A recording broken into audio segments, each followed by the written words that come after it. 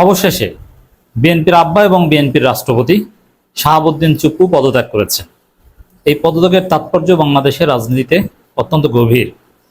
দর্শক, এই পদত্যাগ প্রধানমন্ত্রীর চীন সফরের একটা আউটকাম, যেটা আমি আগেই বলেছিলাম যে প্রধানমন্ত্রী চীন সফর যদি মোটামুটি সাস্টেইন করে তাহলে রাষ্ট্রপতি চুপ্পু থাকবে না।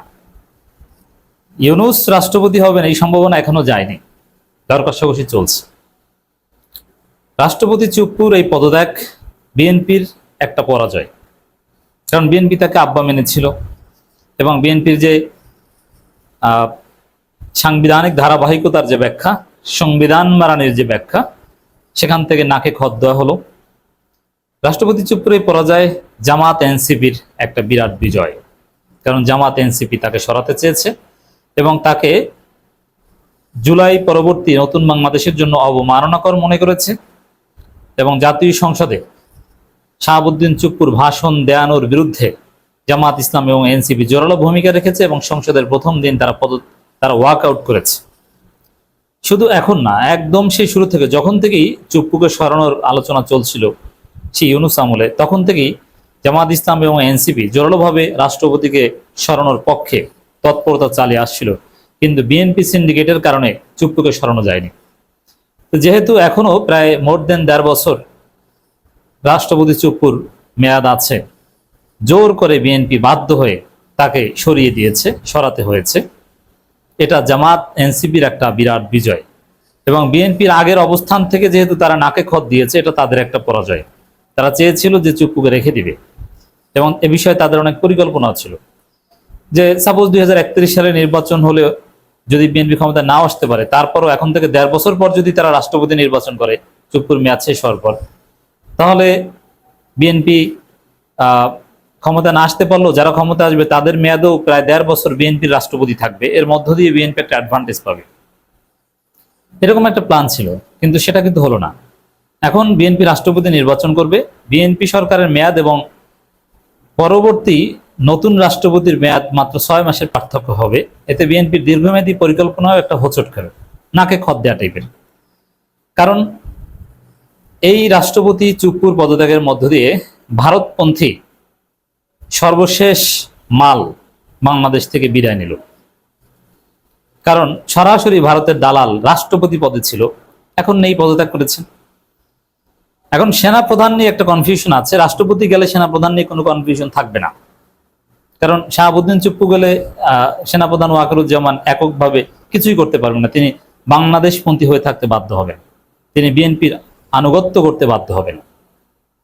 তো দর্শক, আমি মনে করি যে শেখ হাসিনার সাথে ফোন আলাপ এটা তো আছেই, তবে শেখ হাসিনার সাথে ফোন আলাপই যে একমাত্র কারণ চুপ্পুকে লাথি দিয়ে সরিয়ে দেওয়ার, এটা আমি মনে করি না। Just one of the reasons, not only reason. কারণ শেখ হাসিনার সাথে চুপ্পু যোগাযোগ করবে, ইটস ভেরি নর্মাল। এটা তো বঙ্গভবনে বসেই করার কথা। কারণ কি, যে শেখ হাসিনার ভৃত্য গোলাম ছিল এই চুপ্পু। শেখ হাসিনা এবং শেখ রেহানা এই দুইজন মিলে আওয়ামী লীগের চাওয়া পাওয়াকে অগ্রাহ্য করে চুপ্পুকে রাষ্ট্রপতি বানিয়েছে। ওবায়দুল কাদের থেকে শুরু করে কেউ, ডক্টর মোমেন, সবাই প্রকাশ্যে মুখ খুলেছে যে চুপ্পুকে রাষ্ট্রপতি বানানোটা ভুল ছিল, এটা নেত্রী ব্যক্তিগত সিদ্ধান্ত, আমাদের সাথে আলোচনা না করে এটা করেছে। ভয়াবহ রকমের হাসিনার 5 আটা গোলাম হওয়ার কারণে, 5 আটা বলবো না অন্য কিছু চাটা বলবো, গোলাম হওয়ার কারণে এই চুপ্পুকে রাষ্ট্রপতি বানিয়েছিলেন হাসিনা। সেই চুপ্পু হাসিনার সাথে এতদিন যোগাযোগ করে নাই বা যোগাযোগ করাটা অস্বাভাবিক এটা মনে করার কোনো কারণে, যোগাযোগ করাটা নর্মাল। যে কোনো সোর্সের মাধ্যমে, থার্ড পার্টির মাধ্যমে, নানানভাবে গোয়েন্দাদের ফাঁকি দিয়ে যোগাযোগের চেষ্টা হয়তো আগে থেকেই করেছে। জাস্ট লন্ডনেরটা হয়তো আলাদাভাবে কোনো ষড়যন্ত্রের আলামত পেয়েছে, কিন্তু এটাও মূল কারণ না। অনেকগুলো কারণের মধ্যে একটা কারণ। তবে শেখ হাসিনা ডিসেম্বরে দেশে ফেরার যে ঘোষণা দিয়েছেন, এখন স্বাভাবিকভাবে তার শেখ হাসিনা দেশে ফিরতে পারবেন না চাইলেও, তবে শেখ হাসিনাকে দেশে ফেরাতে হলে বিএনপি সরকারের পতন হতে হবে। যদি নতুন কোনো 111 সরকার আসে, তারা যদি ট্রাভেল পাস দেয়, দ্যাট কুড বি। তো এই জায়গায় বিএনপি সরকার নিঃসন্দেহে কিছুটা ভয় পেয়েছিল যে বিএনপির পতন ঘটিয়ে, যেহেতু মার্কিন ষড়যন্ত্র চলছে, এখানে ট্রাম্পের বন্ধু বাংলাদেশে আসছে, মধ্য দক্ষিণ এশিয়া বিষয়ক বিশেষ দূত ট্রাম্পের মিস্টার গোর, সেই জায়গায়ও বিএনপির একটা ভীতি কাজ করছে, যার ফলে চুপ্পুকে নিয়ে আর চুপ্পুর মধু খাওয়া, চুপ্পুর নাটক বা চুপ্পুকে নিয়ে নাটকীয়তা এগুলো করতে চাচ্ছে না, বিএনপি ঝুঁকি নিতে চাচ্ছে না, দ্রুত সরিয়ে দিয়েছে। আর মার্কিন যুক্তরাষ্ট্রে একটা দৌড়ঝাঁপ শুরু হয়েছে, যার ফলে এটা, আর এটার মূল রুটটা চীন সফরের সাথে। প্রধানমন্ত্রী যদি চীন সফরে না যেতেন তাহলে আমি মনে করি চুপ্পুকে সরানো হতো না। চীন সফরের একটা আউটকাম এটা, কারণ চীন সফরে যে চীনের সাথে যদি একটা ডিপ রিলেশনশিপে বাংলাদেশ যেতে চায়, একটা স্ট্র্যাটেজিক রিলেশনশিপে পৌঁছাতে চায়, সেখানে ভারতপন্থী রাষ্ট্রপতি রেখে চীনের সাথে সম্পর্ক ইটস টোটালি ইম্পসিবল। তো সেই জায়গায় চীন সফরের পরে রাষ্ট্রপতি নাই, তাহলে বুঝেন যে চীনের সাথে একটা ডিপ রিলেশনসে গেছে। আর এখানে বিএনপি ঝুঁকি নিতে চাচ্ছে না, কারণ চীনের সাথে ডিপ রিলেশনসে গেলে ভারত এবং আমেরিকা ষড়যন্ত্র করবেই, অলরেডি করছে, ট্রাম্পের দূত এসেছে। অতএব এই জায়গায় চুপ্পুকে সরানোটা বিএনপির জন্য অনিবার্য ছিল।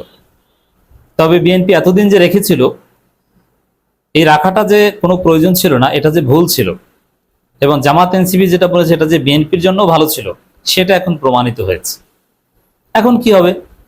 চুপ্পু পদত্যাগ করেছে, এখন সর্বপ্রথম আমাদের দাবি যে তিনি যেন সেফ এক্সিট না পান। তিনি সিঙ্গাপুর যেতে চান, আমি জানি অতি দ্রুত, কিন্তু তিনি যাতে সিঙ্গাপুর যেতে না পারেন, জামাত এনসিপির উচিত বিক্ষোভ করা, তাকে গ্রেপ্তার করানো, এয়ারপোর্ট থেকে যেতে চাইলে মব করে তাকে আটকানো। মব হচ্ছে সবচেয়ে বড় বিপ্লব। অনেকে অনেক মব করেছেন, এবার পারলে চুপ্পুর উপর মব করে একটু দেখান, আপনি হিরো হয়ে থাকবেন। তো মব করে হলো চুপ্পুকে আটকানো দরকার, যাতে সিঙ্গাপুর না যেতে পারে। সিঙ্গাপুরের টিকিট মিকিট এগুলো বুকিং দেওয়া আগে থেকে আমরা জানি। মেজর হাফিজউদ্দিন আহমেদ বীর বিক্রম, তিনি ভারপ্রাপ্ত রাষ্ট্রপতির দায়িত্ব পালন করবেন, এবং চুপ্পুর বিরুদ্ধে যত অভিযোগ, তিনি বিচারক থাকা অবস্থায় একজন অসৎ এবং ঘুষখোর বিচারক ছিলেন, এটা তার সহকর্মীরা বলেছে। তিনি এস আলমের দালাল ছিলেন, এবং তিনি যখন দুদকে চাকরি করতেন, দুদকে ছিলেন, তখন অনেক মানুষের বিরুদ্ধে দুদক ওয়ারেন্ট জারি করত, তলব করত। পরবর্তীতে তারা বস্তায় বস্তায় টাকা দিয়ে যেত এই চুপ্পুকে, এবং তারা ক্লিন সার্টিফিকেট পেত। এটা ছিল তার একটা ব্যবসা, এই অভিযোগ তার বিরুদ্ধে আছে। এরপরে এস আলমের দালালি করে ইসলামী ব্যাংক এবং এনআরবি ব্যাংকের ভালো পদ পদবিতে নিয়েছে, একটা উপদেষ্টা, একটা ভাইস চেয়ারম্যান।